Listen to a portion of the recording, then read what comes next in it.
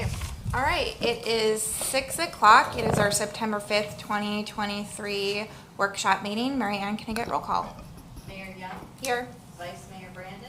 Councilmember Giambro. Here. Councilmember Painter. Here. Councilmember Satori. Here.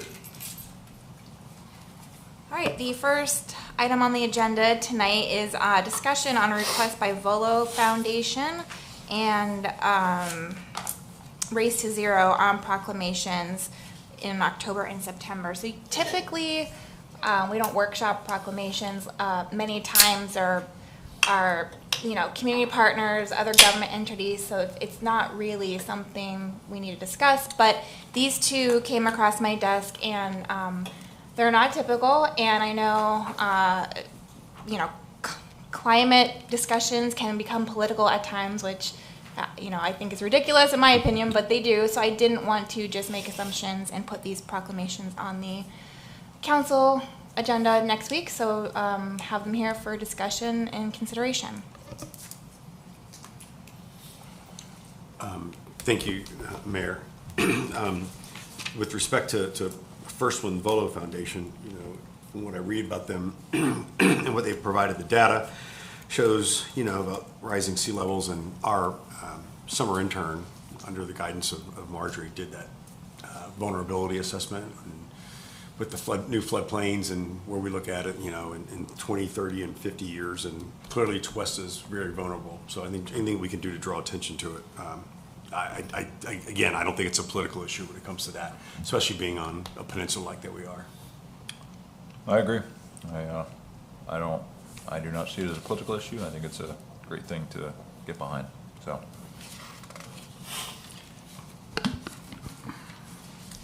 I guess my concern, and it's not a political one, it's a scientific one, which is that there's still a lot of disagreement on the data as it relates to some of these issues. They can't forecast the weather 2 weeks out, let alone 50, 60, 70 years. If we'd listen to people like Al Gore, we'd already be underwater. So I think climate has always been in a state of change. If you look at the climate history of the Earth over the last millennia, or if you go back even further, it's never been an absolute constant. And unfortunately, I think what's being advocated in terms of some of the solutions, the cost of which would be trillions of dollars, and the benefit of which is even the advocates will indicate is somewhat dubious in terms of its impact. And again, without concurrence with countries like India and China and others who are significantly greater contributors to the climate situation. Again, I think it isn't just a matter of a proclamation, it's also a matter of the underpinnings on which they base these proclamations. And I don't think the science is anything close to being settled on this issue. And we talked about this a few weeks ago when we were talking about the electric cars, and again, I made the point that if you look at where the solar panels are coming from, which is China, if you look at where the battery production is coming from, which is China, if you look at the rare earth minerals that are being produced to generate this, China controls 80% of it. Their mining methods are horribly destructive to the environments that they're in. And if there was a recent article about 2 weeks ago where China itself admitted that it has a tremendous problem, and it's an increasing one, on how to distribute these, to take these batteries that are being, when they end their useful life, what to do with them, because the ability to recycle and reclaim the technology isn't there. So while I think we all agree climate should be something of a concern, again, my concern is the underpinnings on which some of this is based. And when we agree to these proclamations, I think sometimes what we're doing is agreeing to the underpinnings of the entities. And again, I don't see that science as being solid at this point at all. So while I agree climate's a concern, I'm going to vote against it because I don't agree with the underpinnings of the basis on which they're putting these forth. So. Okay. And so on the Councilmember Satori and Painter, you guys are in favor of both of them, or did you just start with VoLo? I just started with VoLo, you know, and I also look at the foundation is local. You know, it's just there. We aren't, Tequesta's not declaring it. We're recognizing, from if I understand the wording, we are recognizing their Florida Climate Week. You know, I think it's a local organization. They've got roots in the community. I know one of the executive director, Wendy Oliver, is kind of everywhere and out and around. So, well, I understand Frank's concerns and comments. I look at this and we're kind of just recognizing this person's, and I don't think we're casting any. We're not putting a plus or a minus on either side of the argument. I think we're just recognizing a local group's attempt to draw attention to it. So I'm okay with it. Yeah, I'm okay with both. I mean, so the proclamation is just for the VoLo, correct? And the Race to Zero is a participation, is that right? The Race to Zero is the national climate, the last The one that- attachment. okay. National Clean Energy Week was the Yeah. Race to Zero. I'm fine with both of them. Okay, and then for the VoLo one, I think the first two example proclamations are for the VoLo. I am more in favor of the Orlando one. I think it's a little bit more general and maybe doesn't get Yeah. into the things and promises that Councilmember Deanna brought up. Because I do think Tequesta has always been a good environmental steward. You know, we have our environmental advisory committee that looks at a lot of these things. The vulnerability assessment is something we're doing, and so I don't think it's totally off base to do kind of a general support and proclamation like the city of Orlando. For the National Climate Week, the National Clean Energy Week, that one's Race to Zero. And Jeremy, were we part of that when we did the, what did Lynn, was it with Florida League of Cities, the one that Lynn Britt worked on with the EAC? Was that tied to Race to Zero? Yeah, it was. It was a part of it. We got in on a grant, Race to Zero, Florida League of Cities, that we were selected I think one of 20 communities that were selected for that Race to Zero program. They helped provide some funding to, I think, fund ICLEI and some of the work that we did. It was pretty minuscule, I guess, or minor, but we were part of that program, Race to Zero. That's what I thought. So since we already have been associated with them, I'm in favor of doing a proclamation for National Clean Energy Week too. The only thing I'd like to consider is maybe rewording it, because the sample one, which I think is just, you know, a template that we received from them. For example, it says that Tequesta encourages the use of renewable building materials in construction of housing, as well as promoting energy conservation through design. I mean, I don't know if that's factual that we promote that, so maybe just get this kind of reworded to more general and maybe promote some things that we have done. Mm-hmm. I'm comfortable with that, yes. Yeah. Okay. All right, and with that, I'll open up to public comment. Mr. Bradford? I just wanted you to all understand, and I'm sure some of you do, that it's best to take the concept of climate change out of the equation, okay? But when it comes to sea level rise, that's a fact, okay? And I'll give you a quick story. The very first project I was tasked to do for the town of Palm Beach in 1982 by town manager George Frost was to oversee the rebuilding of a new bulkhead seawall at the western end of Everglades Avenue, which is on the Lake Worth Lagoon. And long story short, we looked at it and blah, blah, blah, and he said, "No, by the way, you gotta raise it 6 inches above its current height." And I said, "Why?" He said, "Sea level's been rising for years." And so it has nothing to do with climate change per se. Some people think it does, some people don't, but sea level rise is a fact. And therefore, we on 3 peninsulas, as you mentioned, Rick, we need to do something about it. And whatever you end up with is fine with me, but I just wanted you to know that, forget climate change, sea level rise is real. Thank you. Thank you. Thank you. Any other public comment? Okay, All right, so I think generally we are in favor of doing these proclamations, and Jeremy, are you clear on which one for the VoLo and then editing the one for the National Clean Energy Week? Yeah, I think we got the record of it too, so we'll redo them. Okay. All right, moving on, agenda item 2, discussion regarding artificial turf draft ordinance. Jeremy? So at the July workshop, we looked at artificial turf. As you guys know, this has become a popular issue. There's a lot of, I guess, requests for this, and there's more coming, not just here in Tequesta, but in other communities in Palm Beach County. So, we've been asked to look at this. We brought an ordinance, a sample ordinance, I think it was from North Palm at in the July workshop. Per council direction, we drafted an ordinance based on that, and so you have that in front of you for discussion and direction to staff on how you want to proceed with this one, more stringent, less stringent, just so opened up for discussion. Council?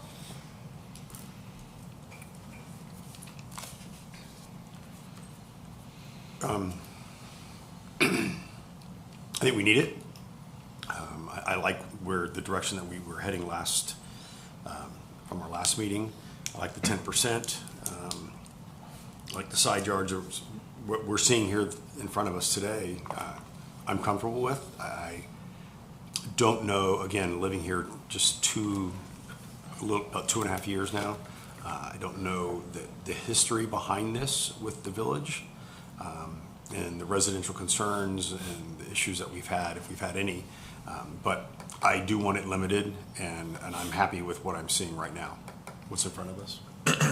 Yeah, I agree. So I think the 10% is acceptable. I think that's what we've already kind of had. We're just clarifying the material now, right? So, right, is that correct? It's always been 10%? Yeah. Okay. And I looked through it today. It was just the way, so two things that spurred this. We did have an issue where somebody just wanted to put it in. The artificial turf, it became an issue. I think they were wanting a little bit more than what we allowed. And the other part of this was that it's defined as a non-living is the way that we've typically done it. So we needed to at least define this a little more and have something specific for artificial turf. And so those are the two crux of it. So in the first issue we had in the country club, somebody wanted to put it in. They obviously came and complained. At that point, we turned it over to the EAC for a recommendation. They did some research and looked at it. I think they had a negative recommendation on artificial turf. I mean, they did provide some good and some bad for it, but their recommendation was not to allow it at the time. I think council didn't necessarily take any direction at that point or give staff direction, but we have brought this back up because of the definition, and so that's what's kind of done. And I didn't mean to interrupt you. No, that's fine. Was the non-living always at 10% though? Yeah. Okay. Yeah. So thank you. As far as I know. That's what I thought. And then I went through it. I mean, I believe it addresses, I'll be honest, I didn't know a ton about this stuff other than you see it everywhere now. So I looked up kind of the pros and cons. There are a lot of environmental concerns with it, but I believe the proposed ordinance addresses that, like can't have iron and some of these other hazardous materials. My biggest thing, and I know it's in there as it is with anything, is the enforcement, because I know for a fact there are people, without naming names obviously, that get it inspected and then somebody comes back and they put in more, wherever they desire to put it, obviously not in the front because they'd get caught, but figuring out the enforcement of it. But I think in general, yes, we need this ordinance. I think it clarifies a lot, and it seems to be extremely comprehensive as far as addressing the issues. So I'm for it. And I would concur. In fact, there's a fantastic documentary out there that came out about 2 months ago that talked about the role. Everybody talks about the sea, the ocean absorption of carbon dioxide, but so we talk about how can we positively affect that element in a cost-effective manner. And in fact, they talk about the role of living green things and their ability to pull carbon dioxide out of the atmosphere, and they actually put it into the soil.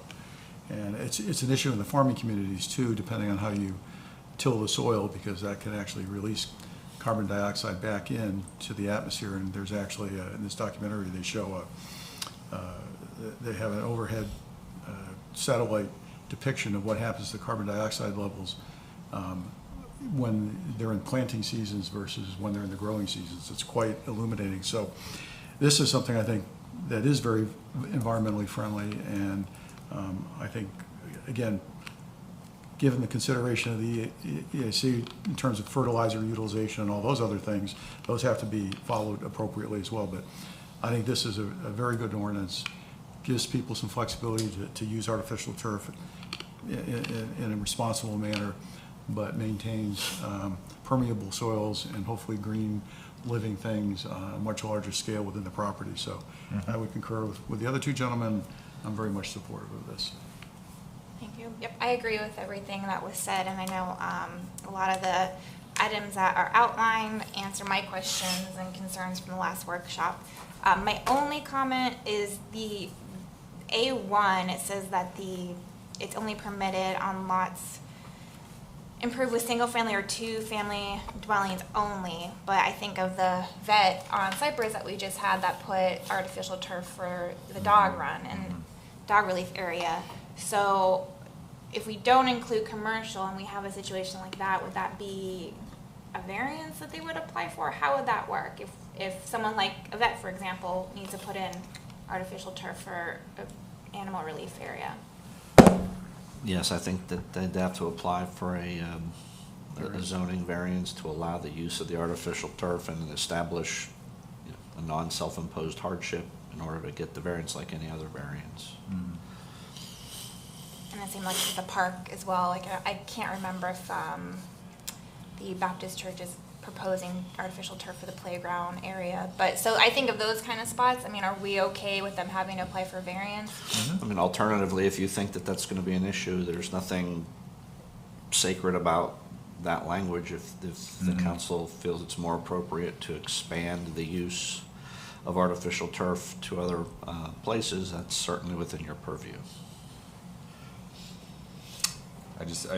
If we did, we'd have to be extremely specific as to, you know, as of now, I'm comfortable with the understanding that people might have to come in for a variance if that happens.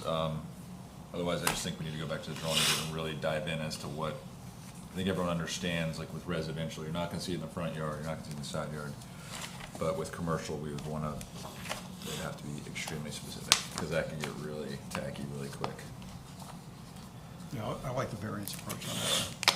Okay, just want to make sure we consider that, Yeah. because that is an additional step and fee that they would have to, you know, incur. But, I mean, it may be few and far between on Yeah. commercial spaces, so And if they we know can they're- always change it if we think, or get, you know, complaints that's burdensome in the future. And if they know they're going to need that, if they put that forth right at the outset, it doesn't really cause them any, I don't think, additional time in terms of the process that they need to go through, so.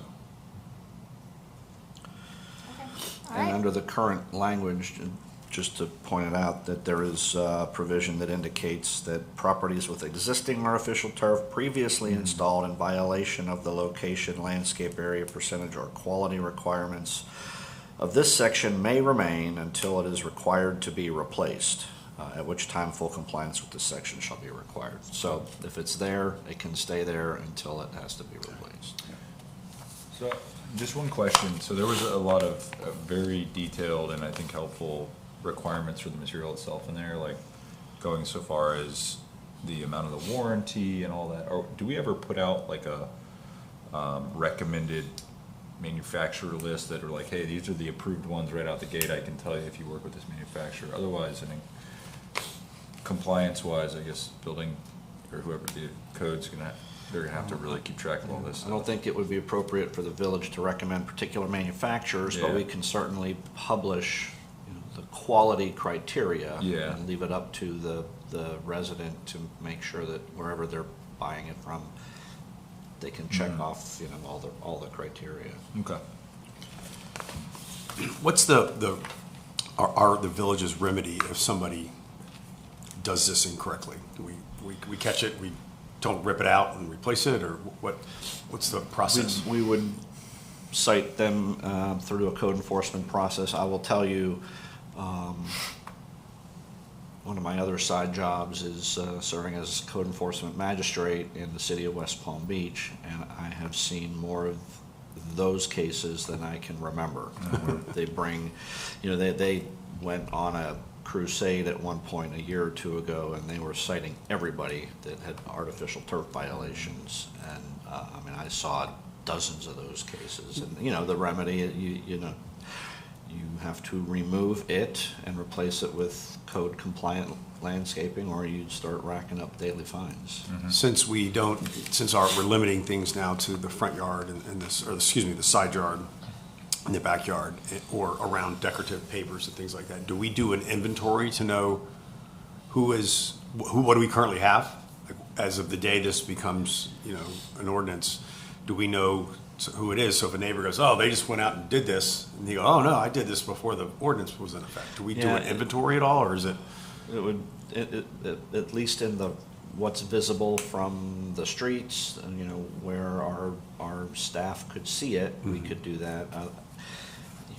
Things that are in the back that you can't see, Right. that's going to be More from a that's front going to yard be a perspective. challenge now, and that's always going to be a challenge. That's going to be dependent on a complaining neighbor who then allows us onto their property to observe the violation. And Okay. those are going to be, you may have violations that exist for a long time Yeah. before they ever come to light. That's just, And- but there are plenty of other examples of code violations that fall into that category too. Okay, thank you.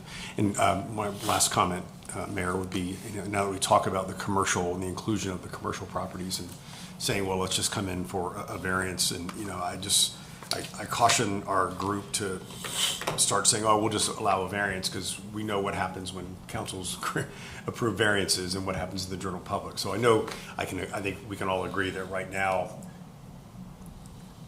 synthetic turf and a commercial property may not be a lot. But again, if our plan of approval is to approve a variance, I just need to start thinking about that and what that will look like optically. Like Frank said, if they come in from the beginning, we know about it, it's all public, but by just saying our approval process will be to grant a variance, when if we spent maybe a little bit more time and we craft something into this, I don't want to spend a tremendous amount of time on this, but I'm also trying to avoid any headache down the road when, oh, this council just approves variances left and right, and none of us want to be, that's not what we're looking to, the kind of attention that we're looking to attract. No, thank you for bringing that up. I'm a stickler for wording too, and we did not say that appropriately. So they could submit for consideration of a variance is what would happen. And we don't see variances, that's just planning and zoning, right? If I remember correctly, I don't think we see variances. We have final approval. Trying to remember. Of variances, I don't, I think that comes as part of. Shame on me for not remembering I think this comes as part of the final site plan approval for the project, I think. no, because when residents approve to get a gate for variance for a gate on their house, it doesn't come to us. So if it's packaged, I don't even know if it's with a site plan approval if we would see it. Well, I think, yes, it depends on whether. Let's let Keith. Maybe in the meantime, a public comment, if there is any? Well, can I ask one other quick question? Are we aware of at least, like we pulled this one from North Palm Beach, I believe, right? Is there a good commercial portion out there that we can pull to at least look at before? I mean, there's really not a massive rush on this, right, to Rick's point, now that I'm kind of thinking about all this. Should we look to see what's out there as an example? Maybe it's not as complicated as I'm thinking. I guess my thought was that the commercial component of our community it's not like a Jupiter or a West Palm or a Palm Beach Gardens where you've got just numerous commercial projects occurring Yeah. constantly. Yeah, that's true. So I'm thinking, okay, the number of instances where we might see something like this, like the veterinary I think it's clinic, schools. or maybe like the Constitution Baptist Park, Church or something yeah. like that, is going to be fairly limited. And if they do come for a variance, my experience always has been that we heard those, and we had the final say that, then there's an opportunity for public comment as well, and input into that process. So Okay. That's why I was saying I thought the variance approach for our community would work well, whereas in others, I agree with you. If there were numerous commercial activities underway constantly, I agree. You would not want that coming to the council on a regular I basis. guess I'm not too concerned either way. I just think, you know, if we think it's going to be something, to your point, Frank, we probably won't, but if it were something we'd have to be addressing constantly or planning and zoning, then We can bring Maybe. this back. If we move forward as presented, we can always bring it back. It was like all of a sudden, That's what I was thinking. Everything. If Yeah, it that's becomes true. an issue Yeah. and we get complaints, we Yeah. can reconsider it. And if revise an it. existing, like, let's say Good Shepherd, I know they just redid all theirs, but let's say they already had artificial turf and then they need to replace it at the end of its life, they'd have to come in for the same variance? They'd Okay, have to apply for variance, yeah. okay. All right, yeah, that's fine. And to answer the variance question, the Planning and Zoning Board hears variances if it is a single-family residence or any property in R1 or R1A, and this council hears variances if they are on any other zone. Okay. If So it's we- so we would commercial, see these then. we would see it. yeah. mixed use, it comes here. Okay. All right. So we see some, not all. All right. You good as is? Yeah. I think we're in the right track. Yeah, I'm okay with it in its current form. Okay. All right, public comment? No? All right, moving on. Agenda item 3, discussion on underground master plan. Jeremy? So during the budget process, we did talk about the undergrounding, and we did budget for $100,000 for the undergrounding project with a $75,000 revenue match for a grant. As mentioned in the budget process, if we don't get the grant, be thinking about how you want to proceed with this. And so we did not get the grant, so we have $100,000 as our expenditures. We don't have the $75,000 revenue source now. In addition to that, you know, when we talked about this process, and as we got a little more in detail in the last week or two about trying to move forward with this, or at least put it in front of council, we did talk about, in the past, we talked about the assessment methodology being a step in here. Talking with Kevin Shannon, who is here tonight from Kenley Horn, that they should kind of run together cohesively. So instead of as a step, they're kind of joined at the hip, so to speak.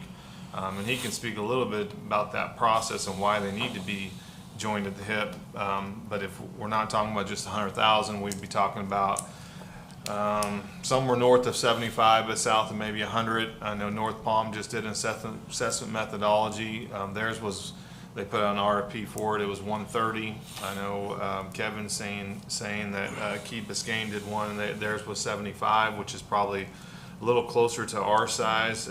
So we're not just talking about $100,000 budget expenditure. We're probably, you know, somewhere in the $200,000 budget expenditure to be able to provide a number to our residents, what it's going to cost them to move forward with the undergrounding project. So, you know, with that, I can answer any questions, but I think it's really, you know, what direction the council wants to go. I know this was important on our strategic plan.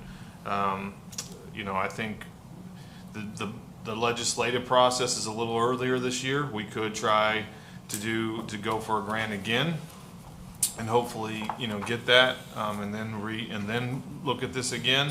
Unless there's just a desire to move forward with this, I mean, we'd have to make go through the budget process, and then after the budget is passed, look at an appropriation process to come up with these funds. Okay, thank you. Kevin, do you have anything to add before I? Oh. Yeah, that was good. Okay. All right, council? Looking for I something. think this is a nice to, but it's not a necessary expenditure. And I kind of like, Jerry, what you were suggesting, which is with next year being an election year, the legislative session happens earlier. I would be in favor of trying to go back and securing a grant. If we get the grant, then I'd be in favor of moving it forward. If we can't get the grant at this point, again, since I see it as a nice to, but not an absolute necessity, I would say we just hold off on this and save the money. And there's probably other things we can use this for that align with our strategic plan that would be of greater immediate benefit to the community. Yeah, I agree. I mean, I'll just be honest, I'm not in favor of spending any more money on undergrounding efforts. That's just my opinion. I think the reality is at some point, FPL is gonna have to put this in themselves and pay for it, and I don't wanna be the municipality who actually paid for it. So, just my opinion, we've already spent some money on it. If we can get the grant, 100% let's do it, but I don't see the purpose of spending any more of our own money on this right now. I kind of echo what I've heard so far. Well, I think it's very important. I think I was just looking for our resident surveys. I know that it was mentioned in our resident surveys about moving forward with the process. And from what I've seen in here, I think we can know what the number is going to be really high. And, 10 to 15 year program with a tremendous amount of money. There are some, if I read this report properly, there's some recommended omissions in it that are at least one street, which is part of my street, is an omission to keep the aerial line. I miss that by about 4 houses, so I think my property would be undergrounded. But I think we need to keep this close to us, but like the other council members have said, I think right now, in the position that we've taken with our budget workshop and what we're trying to do with our residents, I think we've cut it thin this year. And staff did an amazing job to be able to even propose to cut the millage rate at all.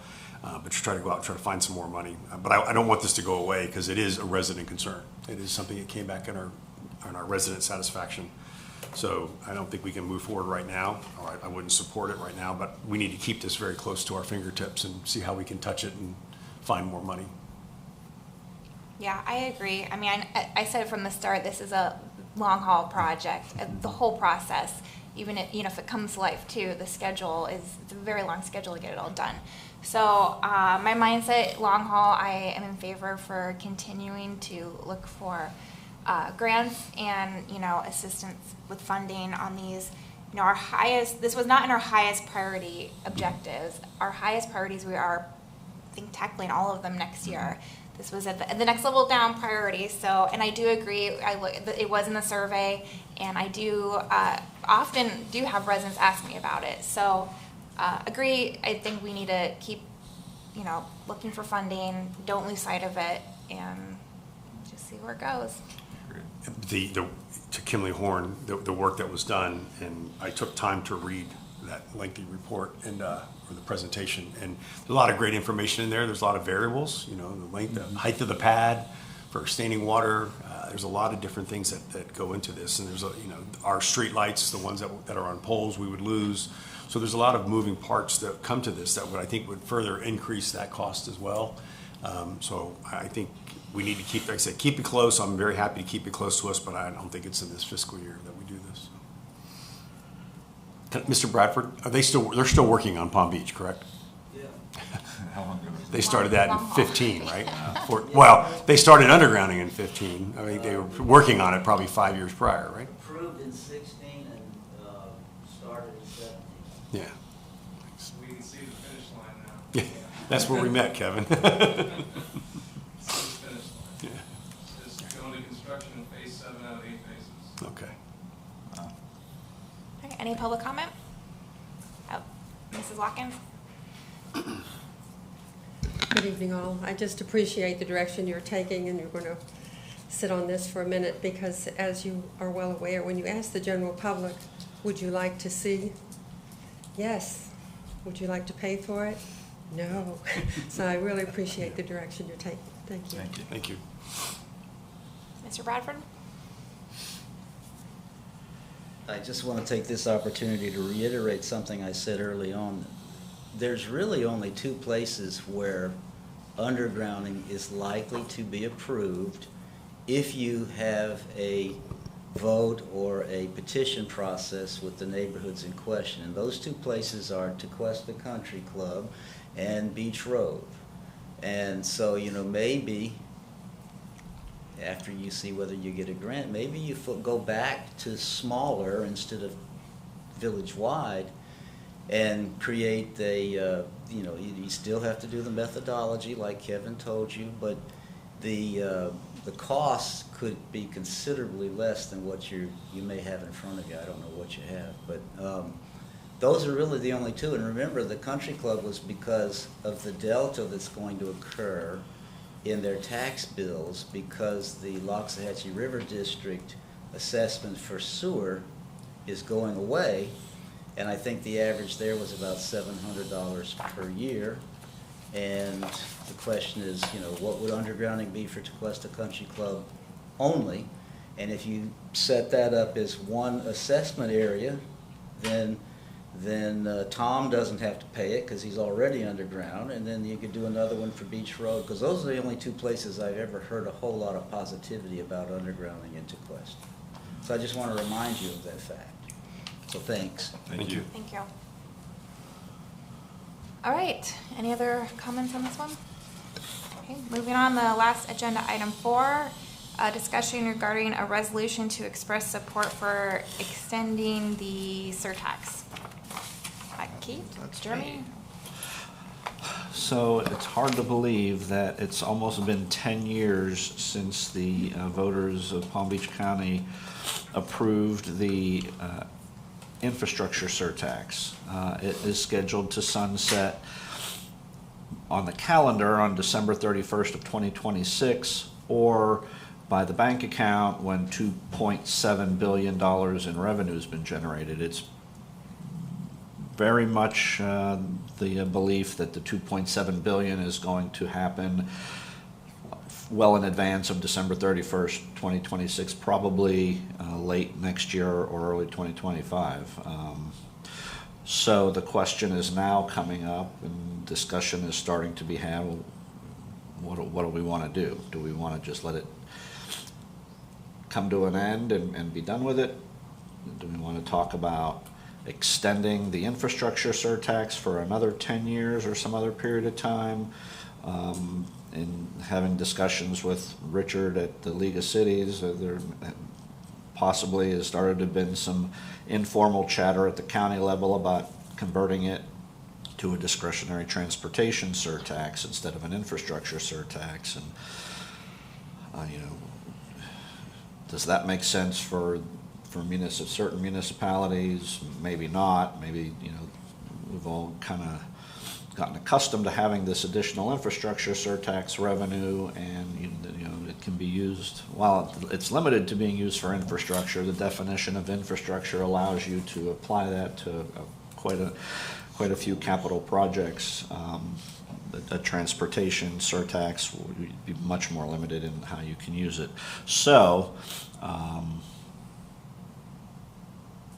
with those questions starting to arise, a couple of cities have started drafting this resolution that generally expresses support for the idea of moving forward with a extension of the infrastructure surtax, and you know, what do we need to do to get that on the ballot at the appropriate time and get it back before the voters, to see if there's an appetite to extend it, basically extend what you have and duplicating it going forward. So this resolution simply expresses support for that idea of continuing forward with the a possible extension of the infrastructure surtax when that is ready to sunset. So Keith, it would still be 50% to the schools, 50% to the municipalities. Is that the plan? So the current infrastructure surtax, you know, it went on the ballot, and the distribution, in the past, the distribution was set by interlocal agreement so that the school district gets roughly 50%, the county gets roughly 30%, the municipalities get 20% divided amongst themselves, basically based on population. The statute allows the distribution to be set by interlocal agreement, and the only way the school district can participate is by interlocal agreement. The county and the municipalities have to agree to allow the school district to participate in that. If they don't, then the distribution is strictly between the county and the municipalities. But in our case, we did agree to let the school district participate by interlocal agreement that everyone signed. So, I mean, when you say people are talking about it again now and they're advocating or looking at advocating a continuation, are they looking at continuing it on the same basis? Because I think a big part of the reason it passed last time was because of the school component. People generally felt that they wanted the schools to have some additional funding for their needs. So are we talking about the same kind of structure? And then two, you said a couple other municipalities are talking about it. Is there unanimity in terms of exactly what form this is going to take at this point? No, is the short answer. You know, I've prepared this resolution for two cities, for Tequesta and for Atlantis. Okay. There may be other municipalities that are looking at it as well. The League of Cities is beginning to look at it. You know, the issue is going to be, you know, to have an interlocal agreement, you have to have an agreement. So if the county wants to go in a different direction, the question of whether you can get that agreement arises. So I think the idea with this document is to at least start expressing support at the municipal level to the county. Hey, we would like to see the infrastructure surtax be re-upped for another term.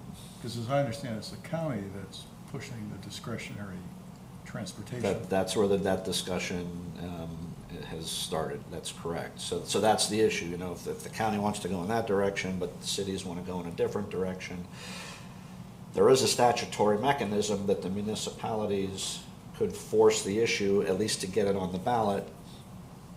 But, you know, a lot can happen between the time the county is forced to adopt the ordinance to put the ballot language on and election day, and campaigning can happen. And again, if there's no interlocal agreement, that deals the school district out of the equation by statute. So you know, if there's any hope of repeating what we have, it's going to require, at least in my opinion, cooperation again between with the county. So I think the idea behind this document again is to say, in a written format, county, this is what we're thinking at this point. We would really prefer to keep this as an infrastructure surtax and not change direction. So when they see this, if they said to you, is Tequesta advocating a maintenance of what currently is in place, we're going to say pretty much yes? That this expresses support to place on the ballot a request to the voters to re-up the infrastructure surtax. Under the same terms. Under basically the terms. same terms, Okay. right? And that's important for a couple of reasons. One of them being when we had the original surtax, when this first started 10 years ago, the county has to have a performance audit done at the state level, and if the extension that's proposed is materially the same as what you're coming out of in terms of the term and the amount, then you don't have to have that performance audit again. So that's one thing. So, you know, if the request that went on the ballot was for another 10-year period for 1 cent, that would be the same, and under the statute and the Attorney General opinions that interpret it, you would not have to have that performance audit. I mean, that's a county function either way, but it would be something that wouldn't have to be done if it was identical. So one last question, where this one, as you mentioned, had it was the earlier of, so to speak. December 31st, 26. Right, or the 2.7 billion. Right. In this one, would we be seeking to eliminate the dollar cap and just allow it to run the calendar? I don't know. That's a question that may have to be discussed. It certainly hasn't been discussed in any meetings I've been in, that depth of detail. This is really still very high level in terms of infrastructure versus some other direction. You'd think with at least inflation, that number goes up a little bit, but. So this is just to get a kickstart. Yeah. Pretty much. And we're one of the ones that are hoping to get a kickstart. Correct. Okay. I think the last time this went through, I mean, it was like a 2-year process to get this through, you know, as we started talking about at the manager level, and obviously we're not policymakers, you guys are. You know, we're 2 years out. I mean, and we know there hasn't even been discussion about it, so this is really just hopefully start the discussion, and maybe if it comes back as something else that's more advantageous for everybody, we bring it back to council and you guys can, you know, pass a different resolution in support, but at least this will get the conversation going. Yeah. I mean, I think it's great. I mean, I remember when this first came up, and you're right, Jeremy, it was this was a big discussion at one point, but what they've done with this money, as far as I know, I mean, this is largely from a construction standpoint. Obviously, construction companies benefited from this, but we say it all the time. When there's a downturn in the economy, there's a lot of employment within our county that is somehow related to construction, whether you're a subcontractor, general contractor, material supplier, whatever. These kind of projects during downturns are what keep a lot of businesses open, and you can do a lot of money with $2.7 billion. And to me, I know we say a lot, it barely moves the needle, but realistically, this does not move the needle for the typical consumer, and the benefit it creates to me is unbelievable. So that's just my opinion. Well, and then you add on to the continual need to address infrastructure. For sure. Yeah. Especially with an area that's growing like our area is Yeah. growing. So, yeah, I agree. I mean, I think this is a good first step. I'd like to see a few things tweaked as we get into this. But again, that's obviously you got to have a consolidation of views on that. So we'll do what we can, so to speak. Yeah, I too am in favor of this. We've got a lot of infrastructure projects coming up over the next 10 to 15 years that we plan on funding, and it'd be nice to be able to have some seed money for some of those things. In this, it's hard to pinpoint or to quantify what each individual pays because of the nature of the tax, the 1%, add-on. Unlike a millage rate where we can determine exactly what it costs each resident based on your individual spending. But it's also shared by people that don't live here, the people that drive through, the people that visit the Palm Beaches, and that's where we will lean on, and we have leaned on, like Discover Palm Beaches, and the things that they do. So I think we've all grown accustomed to it. That 7% sales tax. Village of Tequesta has grown accustomed to it, almost $400,000 a year for the last 8 years, give or take, Jeremy? It's up to $500,000 now, so I think it was like $2.8 million through this point since it first came into inception. So I just think it's a way to kind of spread the impact when we have everybody that drives to Palm Beach County and buys something and buys gas, buys goods, goes to restaurants. So I'm in favor of this, even though it is a tax, so to speak, but it's something that directly impacts and can benefit our village as well. So. No, and you raised an excellent point, because that was a part of the selling point the last time around, was that with all the tourism and all of that activity, it's being shared not just by the residents, but all the people who come here and visit. Yeah. And, as you said, spend their money here. So yeah. That helps out the local folks as well. And also, at the same time, if you remember back, if I'm not mistaken, there was another, Fire Rescue was looking to do a penny sales tax or something at the same time this was coming out. So people are going to be looking, saying, hey, something's rolling off the books.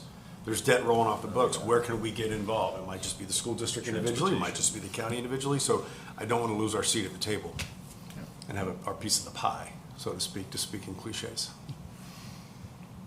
Can you refresh my memory? Did all the cities have to buy in? Did they have to get enough support? Did the county have to get enough support from municipalities the first time around for it to even go on the ballot? The formula is enough municipalities that contain a combined population that is equivalent to a majority of the total county population. Had to support it. Yeah, right. So you could, if the 4 or 5 largest municipalities signed on, that would have tipped you over that 50% number. Okay. But my recollection is that by and large, almost everybody signed that resolution. Once the estimated allocations came out, I think a lot of people realized, oh, this would be a good thing. But yeah, so it's a number based on population, so residents of the municipalities that make up 50% plus one of the percentage of the total county population. So I'm actually kind of torn on this one, because, I mean, with that, the cities knew, supported what was going on the ballot, meaning we knew that what we were telling the voters and selling to the voters was that this is gonna sunset. We're asking for it for the 10 years or X amount of dollars, whichever comes first, and it's gonna sunset. So that's what was sold. From what I understand, municipalities all got the money that they were told they were gonna get, so people should have been planning, knowing that this is gonna end, it's not gonna be extended. I do see the benefit to kind of spraying the wealth more with it being a sales tax, and sometimes I think if municipalities have to raise their millage rate or figure something out, like at the end of the day, the taxpayers are paying one way or the other. But I'm just a little torn because it was sold that it was gonna sunset. All the municipalities knew it, and you know, yes, it's gotten accustomed to the money. It's been really great to have, but we should have always been planning that, knowing it's gonna end. So yeah, I mean, it sounds like we'll put it on the agenda since you three are in favor, but yeah, I'm still, I'm a little undecided on that, still supporting this. You make a great point about the sunset. I guess I look at the sunset as a little bit differently. I do think programs like this should have a sunset. But I think what it then says, okay, we're gonna do this for 10 years. At the end of 10 years, this sunsets, unless the people come back and say, you know what? This benefited us. This is something that, you know, that we voted for, we benefited from, and so now you're being asked to reconsider, do you want to do it again? In other words, was there enough of benefit that you received by doing this for the first 10 years that you say, okay, I'm willing to either say yes to another 10 to continue to reap the benefits, or I can say no, in which case it ends. So I like the idea of sunsetting programs. I wish government did more in the way of sunsetting programs so that there is a juncture where people have to sit back and say, okay, now wait a minute, we've been doing this. Is it something worth continuing or not? And if they say yes, great. If they say no, okay. Yeah, and for the benefit of anyone listening that hasn't been part of our budget, at least my one budget cycle, and Frank, for yours, Jeremy is very, and our staff is very adamant and very vocal about this goes away at a certain time. So it's not sneaking up on us, and that's not what you were implying. It's not what you were implying. Yes, but I just want for anybody putting that on listening record. to understand that our staff, we are aware of it, and our staff has been. Yeah. We're looking for other ways to do that. But I agree with Frank's sentiment is that, you know, it sunsets, and if the general public doesn't want it, then it doesn't pass. But there's a lot of cost benefit involved, so. But I totally know where you're coming from, Mayor, as well. So. And I personally think it's gonna be an uphill battle to have the county consider it again, which, you know, sometimes that's what we're up against. But like I said, I'm undecided. Sounds like I'm gonna have a little more time to think about it until the next council meeting, so. All right, any public comment? Mr. Bradford? So it might surprise you to learn that I'm actually a fiscally conservative guy, and I'm not a big fan of taxes, whether they be income tax or property tax, etc.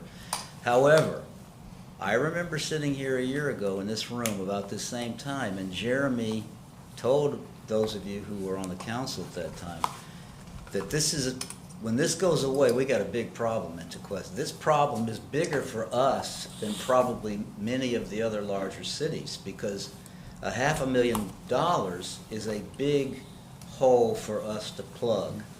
And you got a lot of stuff in that 5-year capital improvement program that needs to be done, and that there's other things out there that you and others, including me, would like to have done.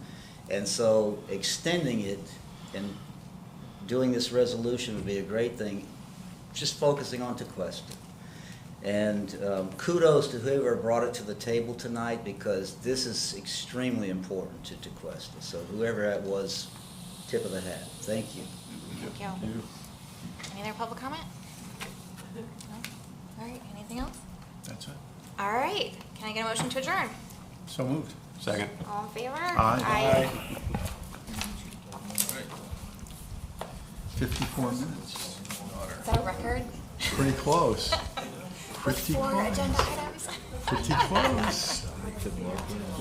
I think we had one meeting where we actually got it done over 31 minutes. I don't think I pulled that up yet. Hey, 54.